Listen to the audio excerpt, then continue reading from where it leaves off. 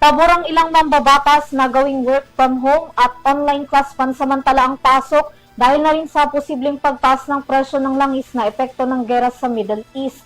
Pero ayon sa Department of Energy o DOE, pinag-aaralan pa nila sa ngayon ang lagay at supply ng petrolyo sa Pilipinas. Narito ang aking report. Nanawagan si Parañaque City 2nd District Representative Brian Samyuan na pag-isipan ng gobyerno at mga pribadong sektor ang pansamantalang pagpapatupad ng work from home setup at online classes. Ito'y kasunod ng nagpapatuloy pa ring sigalot sa Middle East kung saan ang Pilipinas ay pangunahing nag-aangkat ng petrolyo doon.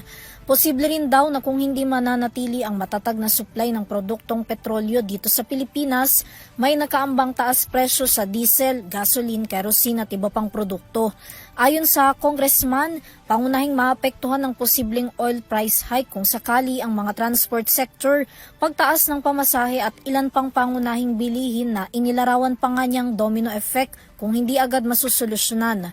Bagamat una nang nagbabala ang DOE sa publiko na wag basta-basta maniwala sa mga nababasa o nakikita online tungkol sa magiging taas presyo, nauna nang iniutos ng Interagency Efficiency and Conservation Committee, katuwang ang DOE at Department of the Interior and Local Government o DILG, ang 10% reduction sa fuel consumption sa lahat ng mga government entities upang makatipid. Sa ngayon daw, wala pang price estimate o opisyal na inilalabas ang DOE kung magkano ang magiging galaw sa presyo ng petrolyo sa buong bansa. Masusi at maingat pa rin daw nilang pinag-aaralan ang datos mula sa pandaigdigang merkado at ang isang linggong galaw sa presyo ng petrolyo at langis bago maglabas ng pinal na desisyon.